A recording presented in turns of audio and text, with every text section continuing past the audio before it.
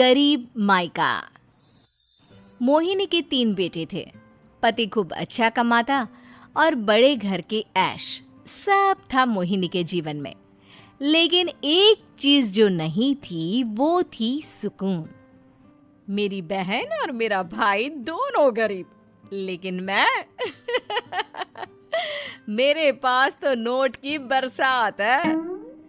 तभी मोहिनी की बहन वीना उसके दरवाजे आ जाती है। अरे मोहिनी, कैसी है?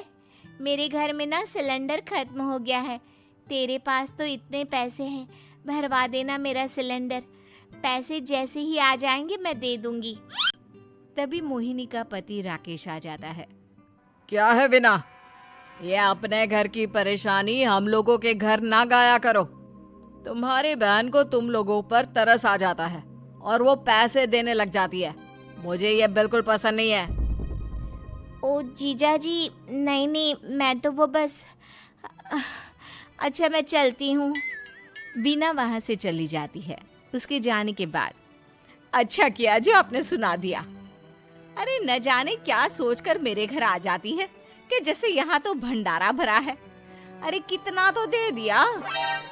अच्छा जी, जरा 1000 तो देना। वो बिन्नी दीदी है ना, उनके घर जा रही हूँ। उनका पोता हुआ है तो मुंह दिखाई दे दूंगी।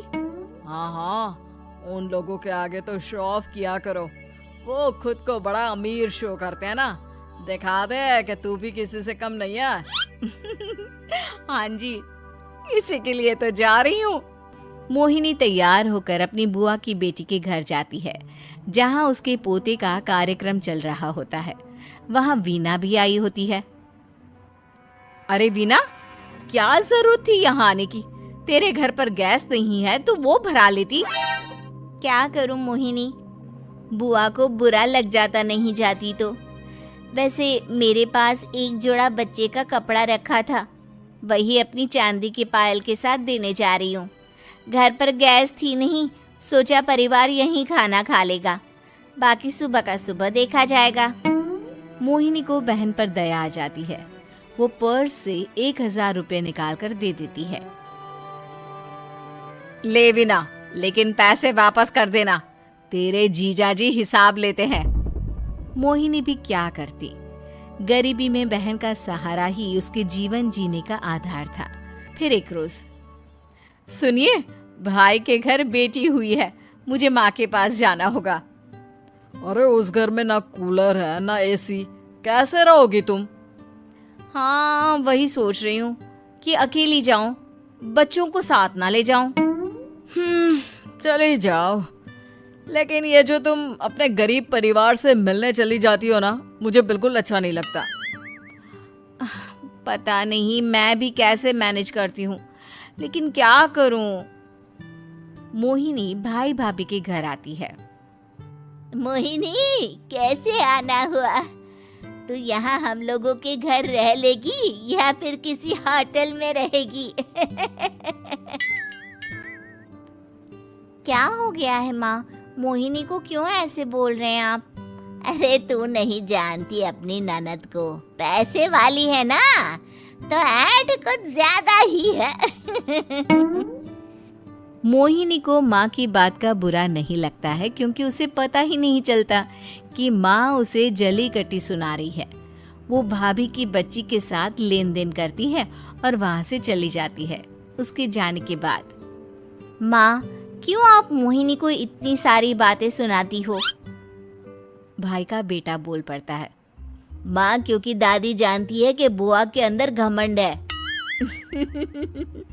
सही बोल रहा है मोहन। बहू भले तुझे ना दिखता हो, लेकिन मुझे और मोहन को दिखता है कि वो कितनी घमंडी है। मोहिनी मायके आती है, जहाँ गरीबी के कारण चीजें कम होती हैं। इस मोहन के बच्चे को काम पर लगा दो ना, किसी दुकान या किसी होटल में। बर्तन धो लिया करेगा, कम से कम 4 पैसे और आएंगे घर में। देख मोहिनी, माना तेरे पास पैसा है, लेकिन तेरे भाई के दिन इतने भी बुरे नहीं चल रहे कि वो अपने बच्चे की पढ़ाई रुकवा कर उससे बर्तन धुलवाए। मोहन माँ की ओर देखता है, जैसे आंखों से बोल रहा हो। देख लिया बुआ का हाल। हाँ मोहिनी, बात तो सही है, लेकिन अभी मोहन को पढ़ना है। आखिर तुम भी तो अपने दोनों बेटों को पढ़ा रही हो ना। मेरे बेटों से कैसे कंपेयर कर सकती हैं आप? अरे वो तो कलेक्टर बनेंगे। हाँ, कल को वो मोहन को नौकरी में रख लेंगे, क्यों? मोहिनी कुछ दिन और रहकर चली जाती है। धीरे धीरे दिन बीतता है। मोहन बड़ा होता है और कड़ी मेहनत से सफल भी हो जाता है।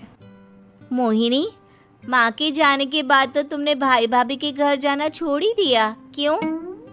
वो क्या है ना, उन लोगों का घर छोटा है, मेरे बच्चे जाना ही नहीं चाहते। पर तुझे क्यों अचानक मायके की बात याद आ गई? यार, मेरा तो मायका है, भाई भाभी है, मेरा तो आना जाना लगा ही रहता है। हाँ, क्योंकि तुझे आदत है ना ऐसे छोटे से घर में और कम पैसे में रहने की। वैसे क्या खबर है आजकल मायके की अपने? अब वो घर छोटा और कम पैसे का नहीं रहा, क्योंकि मोहन तो बहुत बड़ा आदमी बन गया है। फिर क्या? मोहिनी भाभी को फोन करती है। मोहन किसी बड़ी कंपनी का मैनेजर हो गया है क्या भाभी? क्या ये सच है? हाँ मोहिनी दीदी, अब तो हम लोगों के गरीबी के दिन कट गए। आपके भाई ने कोई अच्छे कर्म किए होंगे, जो हम लोगों का बेटा इतना अच्छा कमा रहा है। देख लो भाभी, पहले भी आपने कई गलतियां की थी, आप थोड़ा संभल कर चलना। भाभी को मोहिनी की बात समझ में नहीं आती कि वो क्या कहना चाहती है।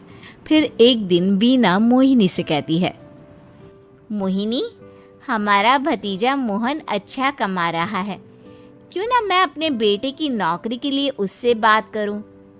अरे बुआ का बेटा है, ये सोचकर मदद तो करेगा ना। हाँ हाँ, क्यों नहीं करेगा, उसके बुरे दिन में तो हम भी खड़े थे। मोहन को वीना फोन करती है और अपने बेटे की मदद करने की बात करती है।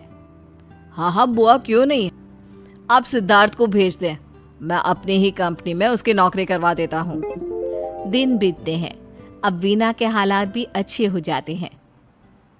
क्या बात है वीना, तूने भी कार ले ली, वो भी इतनी अच्छी? हाँ मोहिनी, अपने भतीजे के कारण तो हम लोगों के दिन अच्छे हो गए। उसने सिद्धार्थ की नौकरी लगवा दी है, वो भी शानदार। ठीक है, लेकिन पैसे ख्याल से खर्च करना। वो क्या है ना, पैसे आने आसान है लेकिन संभालने मुश्किल। मोहिनी घर पर अपने पति से बात करती है। देखो ना, सबके पास पैसे हैं। एक वक्त था जब मैं ही अमीर हुआ करती थी। लगता है कि ज्यादा दिन नहीं रह पाओगी। मेरी नौकरी को कुछ साल ही बचे हैं और तुम्हारे दोनों लड़के निकम्मे हैं। उन लोगों को बोलो ना कि नौकरी करे। तभी वहां मोहिनी के बेटे भी आ जाते हैं। अरे हमें क्या मोहन समझा है, जो दिन रात गधे की तरह काम करते रहे? खैर, दिन फिरते हैं और मोहिनी के पति की नौकरी भी खत्म हो जाती है। मोहिनी क्या करे, थोड़े से पैसे में गुजारा नहीं हो रहा है। तो क्या करे, मेरी समझ में कुछ नहीं आ रहा।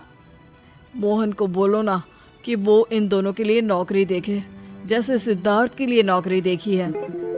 मोहिनी क्या कहती, उसे अपने वो दिन याद आ जाते हैं जब उसने भाभी से मोहन को नौकर बनने की सलाह दी थी। क्या हो गया, क्या सोच रही हो मोहिनी? यही कि वक्त कभी भी किसी का भी पलट सकता है। ऊपर वाले से डर कर रहना चाहिए।